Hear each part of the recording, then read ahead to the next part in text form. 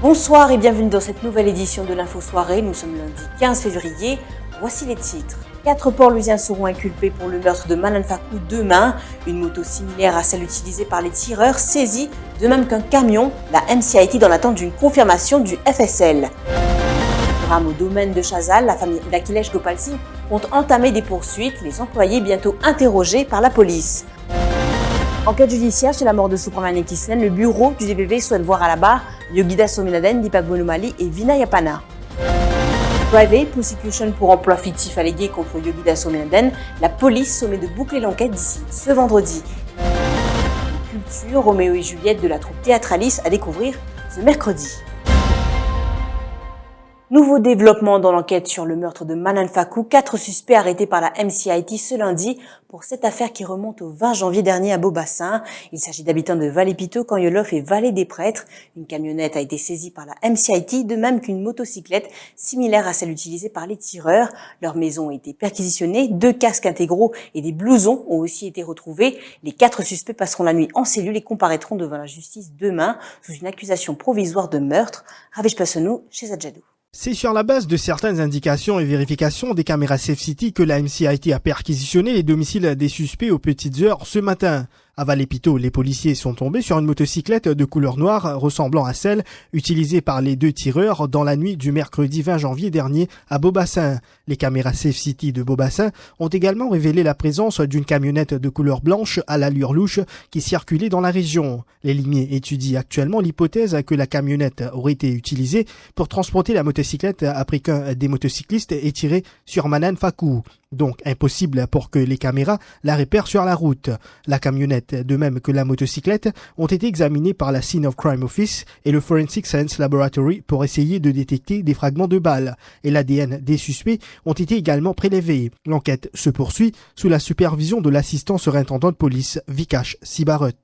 Retour sur cette chute mortelle dont a été victime Akhilesh Gopal Singh samedi dernier. Sa famille ne compte pas rester les bras croisés après le décès du jeune homme dans des circonstances dramatiques. Lors d'une descente en tyrolienne survenue au domaine de Chazal samedi dernier, vous le savez, le câble s'est rompu alors qu'il pratiquait cette activité. Les proches d'Akhilesh Gopal Singh envisagent des poursuites légales contre le domaine et déplorent le mutisme de celui-ci après ce drame. Nous ne devons pas presque les bras croisés, nous pousser, il y a toute bonne instance qui est concernée, parce que après ça accident-là, la compagnie domaine le Chazal, à aucun moment, ils n'ont pas contacté nous du tout. Et comme dit Cousin Niger en anglais, we are not going to leave any stone unturned against them. Nous pouvons faire toute bonne démarche qu'ils pouvaient faire au niveau judiciaire, et nous pouvons faire toute bonne poursuite contre la famille, cette morale extrêmement down, parce que n'importe qui dit tombe dans une situation comme ça, nous pouvons imaginer que l'état d'esprit, que cette morale.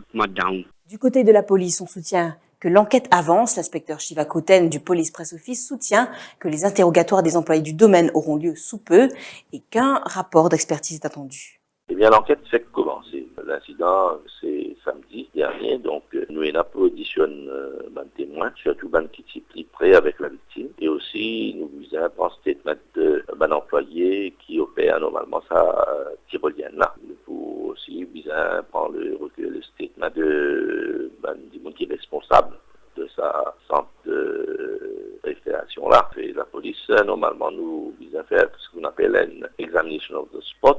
Nous visons un rapport d'un expert concernant la tyrolienne là, une défection qui finit là, etc.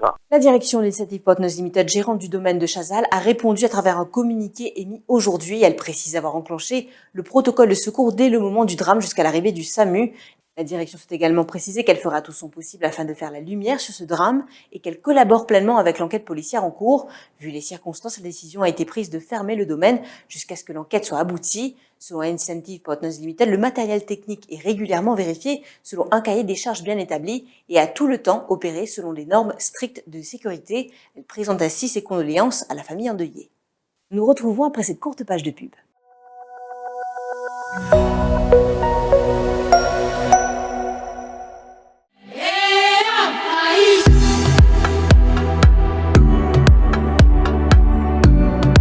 Ou pense faire une petite aventure en amoureux pour la Saint-Valentin?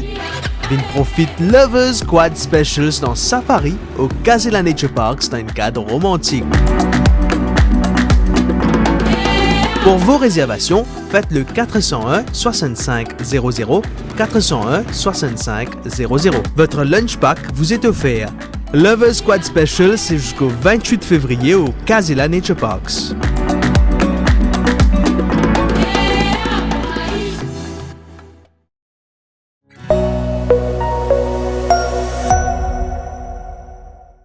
Passons au judiciaire maintenant. Les avocats de la famille Kisnen demandent que la private prosecution contre l'ex-ministre Yogida Sominaden soit référée à la Cour suprême.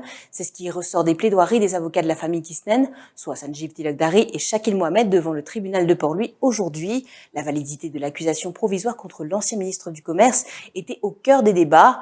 Pour les deux avocats du clan Kisnen, une private prosecution est un moyen constitutionnel pour ceux qui réclament justice face à l'inaction des autorités. L'affaire sera de nouveau entendue le 5 mars prochain. On peut dire comme ça qu'il est avocat pour M. Sominaden et avocat DPP.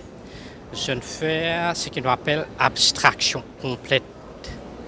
Une abstraction complète, pouvoir du citoyen, powers of arrest.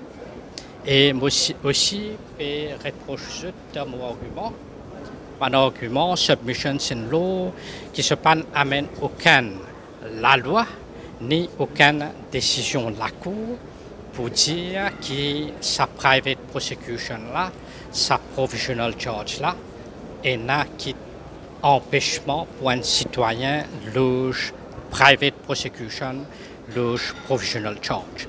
Ce que la loi prévoit, tout un aggrieved party, est capable d'amener une private prosecution devant la Cour district.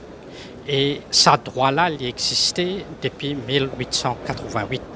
Constitution, Lévin reconnaît ce droit-là en 1968.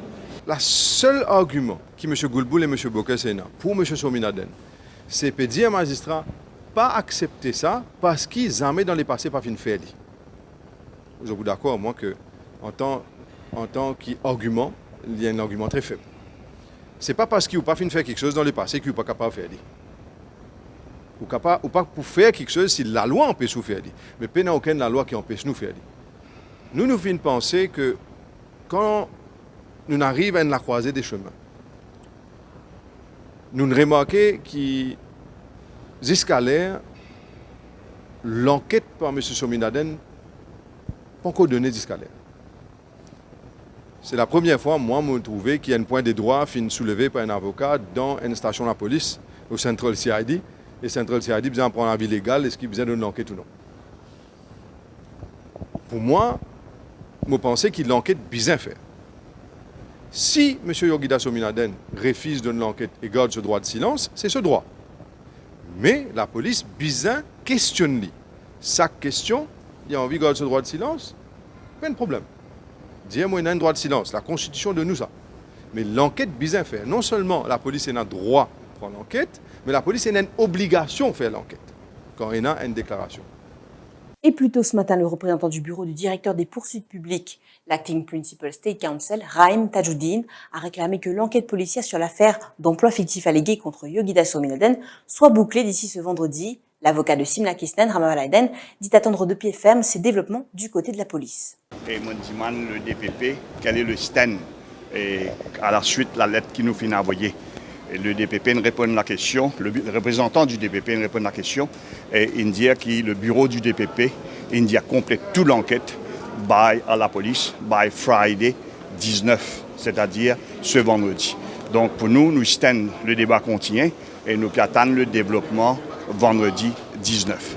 Parallèlement, les travaux de l'enquête judiciaire sur la mort de Soufouane Kisnen en cours de Moka se sont poursuivis aujourd'hui après avoir été retardés en raison d'une panne d'électricité. La compagnie Nitiselect a décroché 5 contrats de décontamination durant le confinement au coût d'1 demi-million de roupies. Affirmation de Keshwari Punit, l'actuelle directrice de la société Nitiselect, créée par Nita Notchet, qui déposait devant la cour de Moka ce lundi. Le représentant du bureau du DPP a demandé à ce que 3 autres personnes soient assignées comme témoins, l'ex-ministre Yogida Sominaden, Dipak Bonomali et Vinay Apana. Place à la politique. Ces révélations de l'ancien ministre des Affaires étrangères, Nando Boda, sur les réseaux sociaux, la provenance, le lieu de livraison et l'acheteur des équipements médicaux n'ont pas été évoqués dans les comités durant le confinement. Des achats d'une valeur d'1,2 milliard de roupies, achat des respirateurs artificiels a aussi été évoqué. Et je vous donne les autres exemples concernant bonne décision. C'est comme ça qui m'appelle un pouvoir hermétique. Décision pas connaître que de prendre. Je vous prends un exemple concret.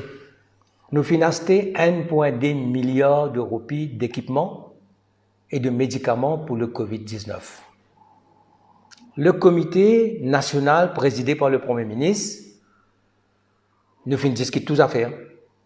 Nous amène 1000 tonnes de matériel par avion, par bateau depuis plusieurs pays, notamment la Chine. Dans le comité national, jamais fin dire nous, code PST, qui s'en a PST, quand on peut faire livraison, aucun détail pas fin gagné dans le comité national. Je vais prendre l'exemple précis maintenant, ventilateur. Un mesure, dis-moi comme ça, vous connaissez, tu peux organiser ban container pour faire pour monter dans l'avion, pour aller au bateau. Un jour, dis-moi pour ventilateur qui peut arriver Guangzhou, organise sa vol là. Après, dis-moi non, prochain vol, il peut dans Hong Kong. Après, dis-moi non, ventilateur là peut arriver dans Beijing. Et le Premier ministre dit à nous comme ça, après que ça ventilateur là, il n'est pas marché, il est défectueux, nous prenons ailleurs. Et finalement, il prend en Europe. Et il finit vin Maurice, après des mois, et aujourd'hui, nous connaissons le scandale des ventilateurs qui ne coûte pas millions. Tout ça, un ventilateur là, pas paiement. Retour sur le MV Wakashu, ou plutôt ce qu'il en reste. Des experts de la compagnie de sauvetage ont accosté l'épave du vraquier à Pointe-d'Esnis ce lundi matin. L'objectif, faire un constat pour pouvoir prendre une décision par rapport à la date à laquelle la poupe du MV Wakashu devra être démantelée, a indiqué le ministère de l'Environnement. Par ailleurs, une réunion est prévue ce mercredi en la présence du commissaire de police Kemraj Shervan-Singh, à savoir qu'une cinquantaine de professionnels ont été dépêchés pour cette opération qui devrait durer 3 mois sous la houlette de la firme chinoise Dali Underwater Engineering. Parlons de culture et de théâtre maintenant. Vous aurez l'occasion de découvrir une interprétation de la tragédie de Roméo et Juliette sur scène par la troupe Theatralis. 18 comédiens vous replongeront dans l'univers de ces deux personnages rendus célèbres par William Shakespeare, mais aussi du conflit entre ces deux familles qui a brisé la vie de ce couple.